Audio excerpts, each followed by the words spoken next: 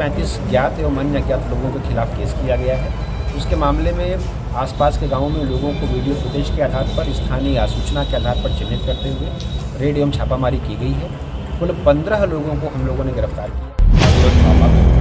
दुखद घटना है भाई। ये उसके बाद भी हम आए हैं अभी मृतक के यहाँ, तो सारी बात की जानकारी मिली है। कुछ आपसी लोग को अपना अनबन भी है, और उसके बाद भी कल जो है पुलिस जो है एक 2 लड़का को पकड़ा। उसके बाद एक लड़का को पकड़ने का कोशिश किया, जिसमें 2 लड़का कूद करके भागा, वो पानी में जाके गिर गया। उसमें से 2 को निकाला गया, एक आदमी जो है उसमें रह गया। शराब की छापेमारी की गई थी, उसकी प्राथमिकी दर्ज की गई थी, उसमें 2 लोगों को गिरफ्तार किया गया था। दूसरी जो घटना उस गांव में हुई थी जितेंद्र उर्फ चुन्नन के साथ, उसको लेकर उनके पिताजी का फर्द बयान SKMCH में लिया गया है और उसके आधार पर अग्रिम कार्रवाई। तो जो हम लोग का आधिकारिक वर्जन है वो दिया था। कल की घटना के बाद से 3 घटनाएं मुख्य रूप से हम लोगों के सामने आई हैं। पहली घटना जो शराब के विरुद्ध छापेमारी की गई थी, उसकी प्राथमिकी दर्ज की गई थी, उसमें 2 लोगों को गिरफ्तार किया गया था। दूसरी जो घटना उस गांव में हुई थी जितेंद्र उर्फ चुन्नन के साथ, उसको लेकर उनके पिताजी का फर्द बयान SKMCH में लिया गया है और उसके आधार पर अग्रिम कार्रवाई की जा रही है। तीसरी जो विधि व्यवस्था की समस्या पैदा हुई थी, उसके बारे में 30-35 ज्ञात एवं अन्य अज्ञात लोगों के खिलाफ केस किया गया है।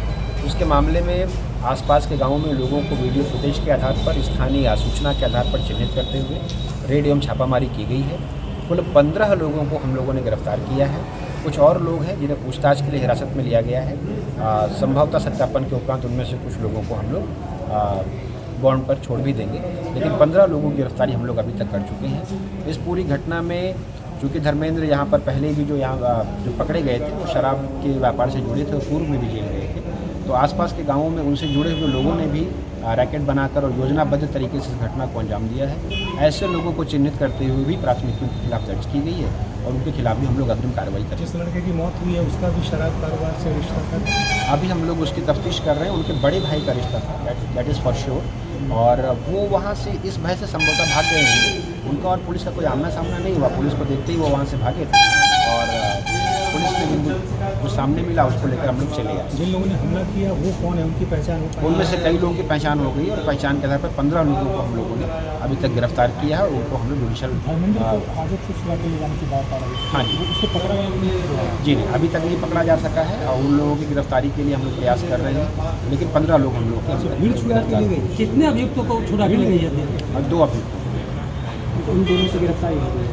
हमला करने वालों में शराब के कारोबारी सब भी थे जी, क्योंकि धर्मेंद्र वहाँ के और दरहा के भी कई लोगों से जुड़े हुए हैं और जब विधि व्यवस्था की समस्या पैदा हुई तो आमतौर पर इस तरह की घटनाओं में जो अराजक तत्व होते हैं वो एकजुट होते हैं और मौके का फ़ायदा उठाते हैं। हम लोग की कोशिश है कि ऐसे लोगों को चिन्हित कर उनके खिलाफ हम लोग नुकसान क्या क्या हुआ था? वो कल शाम को भी आप लोगों को बता दिया गया। थाना परिसर पूरी तरह से सुरक्षित है। थाना परिसर में जगह के अभाव की वजह से यहीं बाहर एक निजी व्यक्ति की झोपड़ी थी जो आप लोगों के पीछे की जगह है और यहीं पर कुछ 10 या 11 बाइक लगी हुई थी और 2 4 व्हीलर्स थी जिनको आग लगाने का प्रयास किया गया और वही नुकसान।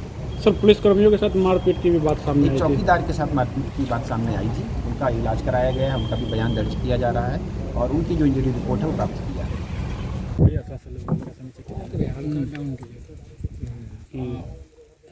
जी, आपके विधानसभा क्षेत्र में यह घटना हुई है, क्या कहेंगे? देखिए, घटना जो है थाना को फूकना ये तो दुखद घटना है भाई, क्योंकि उसके बाद भी हम आए हैं अभी मृतक के यहाँ, तो सारी बात की जानकारी मिली है।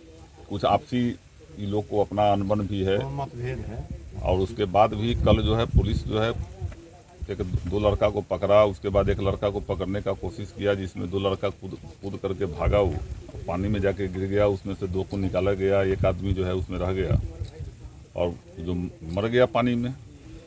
लेकिन ये सारी घटनाओं के पीछे शराब कांड है। एक शराब माफियाओं का गैंग इधर सक्रिय था। थाना खुलने के बाद उस पर शिकंजा कसा रहा था, तो उस शराब माफिया जो है थाना को टारगेट किए हुए था और इस घटना के बहाने वो अपना मकसद पूरा किया है। मैं तो बड़े पदाधिकारी से भी जा रहा हूँ मिलने और उनको भी मैं कहूँगा कि जो तथ्य है उसकी जानकारी लें और जो सही में दोषी है उस पर कार्रवाई हो, क्योंकि यह घटना निंदनीय है, दुखद है। और जो परिजन यहाँ है, बहुत लोग हैं कि निर्दोष लोग हैं, जिसको घटना से कोई मतलब नहीं है, जानकारी भी नहीं है, वैसे लोग घर पर आ रहे हैं। कोई 11 बजे आया है, कोई 10 बजे रात को आया है घर पर कमा खटा करके, मजदूर टाइप का आदमी है, और उसको भी प्रशासन उठा ले रहा है। तो एक दहशत का माहौल बना हुआ है यहाँ। तो मैं प्रिय पदाधिकारी से भी जा रहा हूँ मिलने। मैं कहूँगा कि दोषी पर कार्रवाई हो और निर्दोष न जाए इसमें। अच्छा, शराबबंदी को लेकर लगातार जो जिस तरीके से घटनाएं हो रही है, क्या लगता है इस कानून में समीक्षा होनी चाहिए? देखिए, मैं तो अभी फिर बोला हूँ कि जितनी सरकार सख्ती लाती है, जमीनी हकीकत कुछ और हो जाता है। शराब माफियाओं का गैंग तैयार है